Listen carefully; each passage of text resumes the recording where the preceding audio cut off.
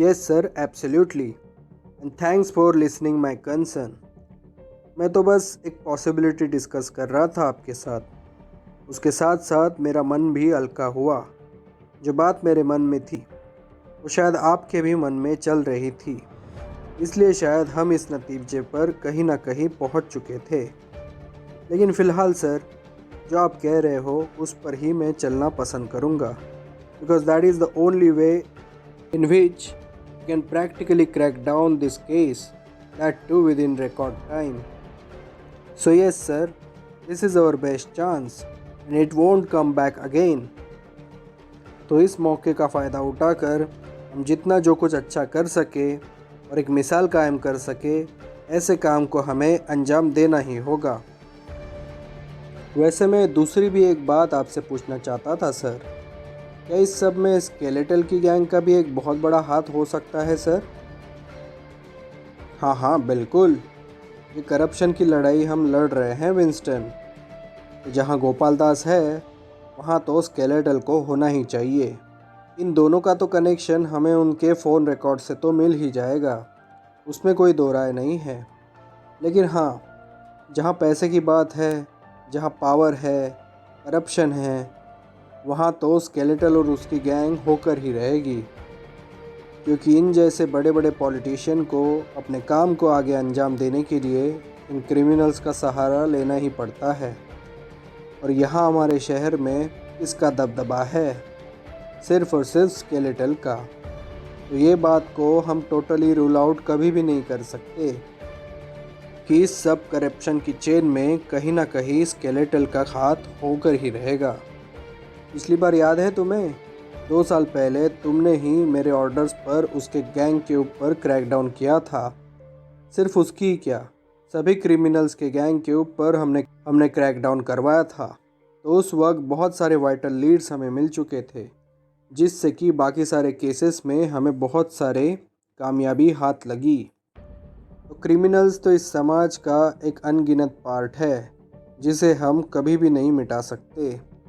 और ये समाज की ही रचना का एक भाग होता है, जो उसको निगेटिविटी को आगे बढ़ाकर एक बहुत बड़ा क्षेत्र बन के उसमें बहुत सारे लोग इन्वॉल्व भी हो जाते हैं। इसलिए जो हम राम राज्य जिसे कहते हैं, उसके बारे में अगर सोचा जाए तो ऐसे क्रिमिनल एक्टिविटी के लोगों की और उनकी सोच की इस समाज में कोई भी जगह नहीं बनती। इसलिए उसे राम राज्य कहा जाता है, क्योंकि राम राज्य में हर जगह पर सुख समृद्धि और प्रगति ही प्रगति होती रहती है, जिसमें कोई भी नकारात्मक भावना कहीं पर भी नहीं पनपती। तो फिर ऐसा क्रिमिनल वर्ल्ड कहीं पे उपज जाना सच में किसी भी तरह से पॉसिबल होगा ही नहीं। तो शायद जिस चीज़ की परिभाषा मुख्य सेवक जी ने बना कर रखी है, उस राम राज्य को लेकर शायद ये भी बात उनके दिमाग में चल रही होगी। लेकिन इसके लिए तो एक बहुत बड़ा अरसा अभी बाकी है। शायद मुख्य सेवक जी इस बात को प्रमाण रख कर आगे अपने पॉलिटिकल करियर में अपने प्रधान सेवक बनने की दौड़ में अपना केस और ज़्यादा स्ट्रॉन्ग करने की फिराक में है। आज तो इस स्टेट के एक ऑनरेबल मुख्य सेवक जी हैं, लेकिन अगर वक्त ने एक सही अंजाम से चाहा तो आगे जाकर वो इस देश के प्रधान सेवक भी बन सकते हैं। तो शायद ये जो चल रहा है वो उसी के काम का एक छोटा सा हिस्सा हो भी सकता है, ताकि जनता इसको याद करके उन्हें उनके आगे के मिशन में हर तरह की सफलता लाने में मदद कर सके। तो शायद ये सब चीज़ें इस हिस्से का एक भाग भी हो सकते हैं, जिसके लिए हम वर्दी में रहकर उसका काम आगे बढ़ा रहे हैं।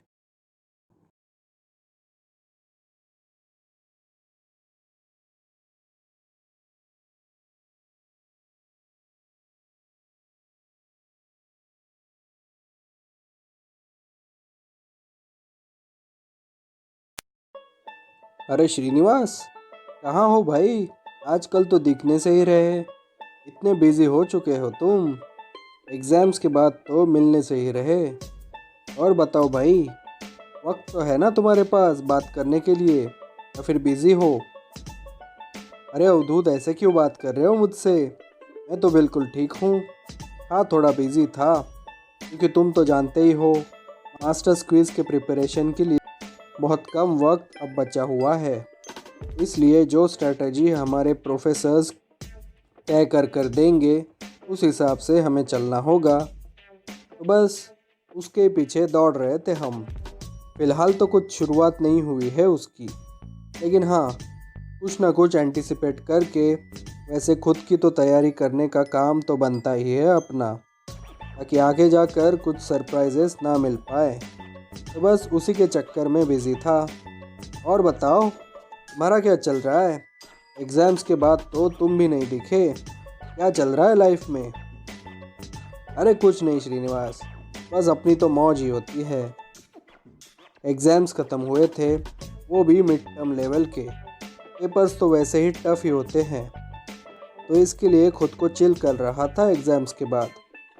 बस फिर क्या, एक अच्छे ब्रेक के बाद अब मैं कैंपस में आया हूँ, तो सोचा तुमसे मिल लूँ। तो देखा कि तुम तो पहले से ही बिज़ी चल रहे हो, तो फिर सोचा कि तुम्हें टोकना सही होगा कि नहीं। लेकिन फिर भी तुमने बात जो की मुझसे, मैं तो भाई तुम्हारा शुक्रगुजार हूँ।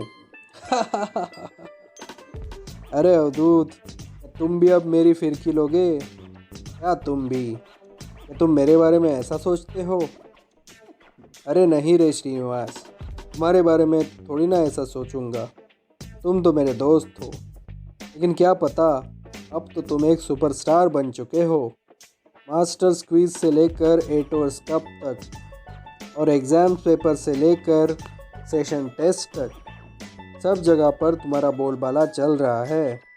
मैंने सोचा शायद तुम मुझे इस सब में भूल चुके हो, इसलिए शायद मैं तुम्हें परेशान नहीं करना चाहता था। तो इसलिए मैं तुम्हारी ये ऐसी फिरकी ले रहा था।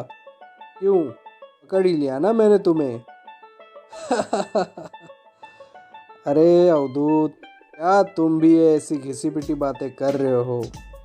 तुम मेरे ऊपर इस तरह का डाउट ले रहे हो कि मैं कभी तुम्हारा साथ छोड़ सकता हूँ, या तुम्हें ऐसा लग सकता है?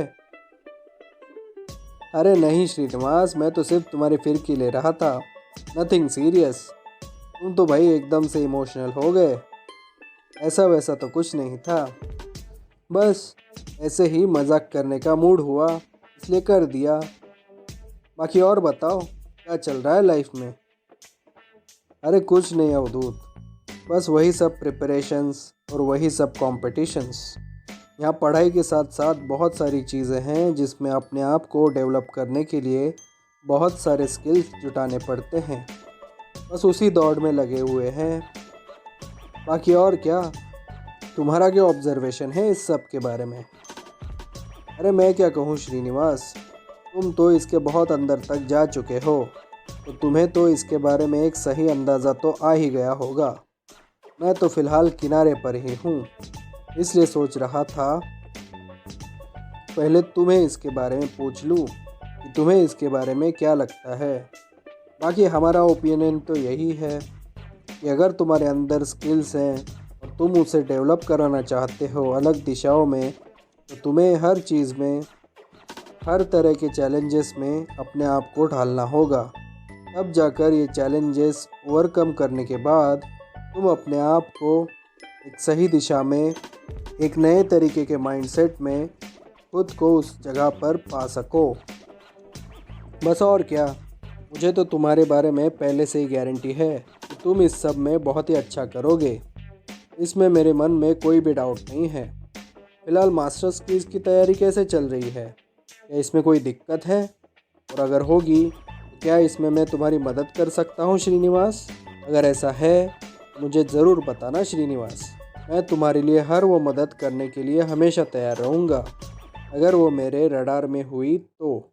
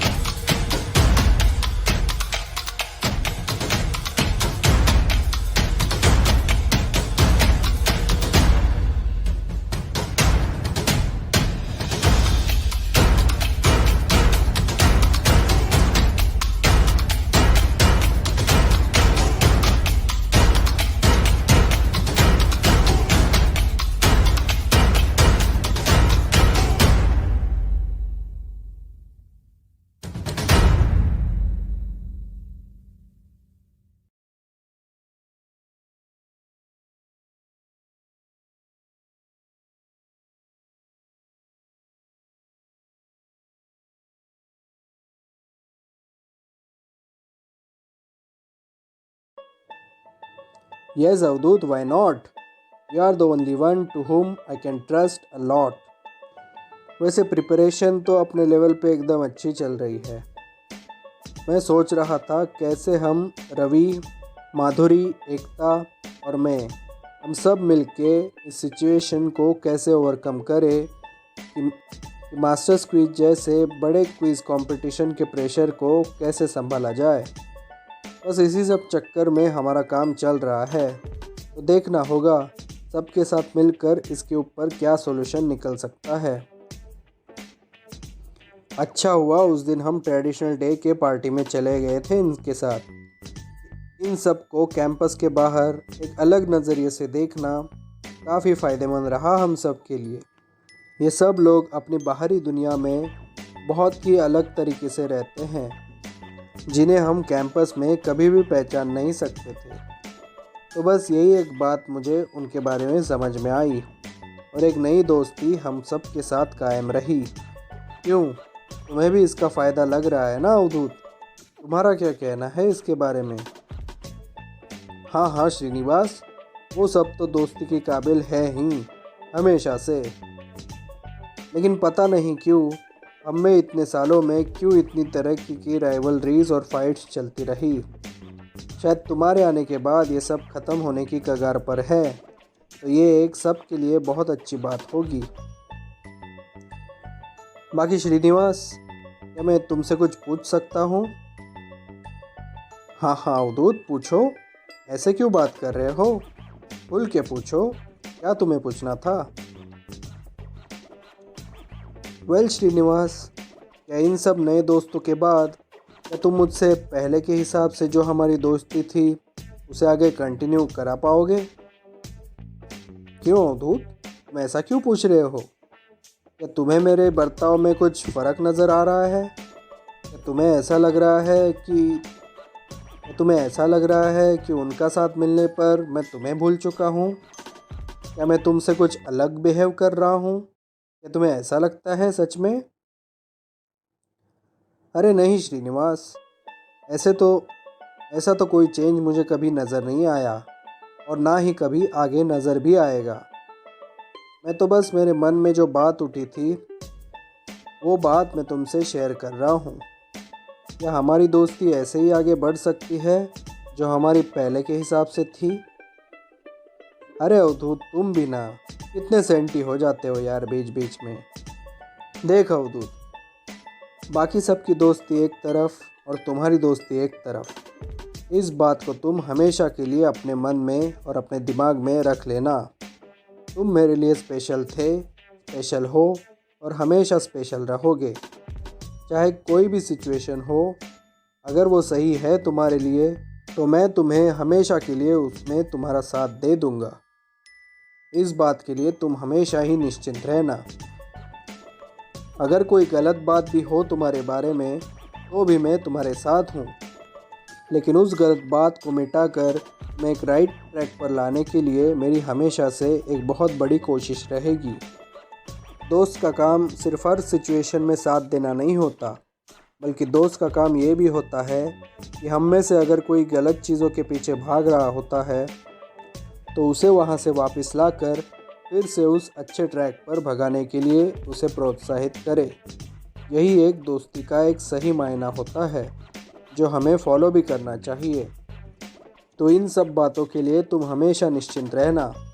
मेरी तरफ से जो भी बन पड़ेगा मैं वो तुम्हारे लिए हमेशा ही करते रहूँगा, और इस बात की मुझे कोई भी फिक्र नहीं है कि जब भी मैं किसी परेशानी में रहूँ तुम मेरा साथ हमेशा ही देकर ही रहोगे।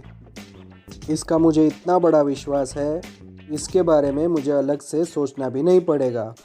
सो अवधूत, यू आर द वन। मेरे मन में तुम्हारे लिए एक हमेशा से ही एक अलग जगह थी जिस पर किसी और को मैं कभी भी नहीं बिठा सकता। तो इस बारे में तुम हमेशा से ही निश्चिंत रहना।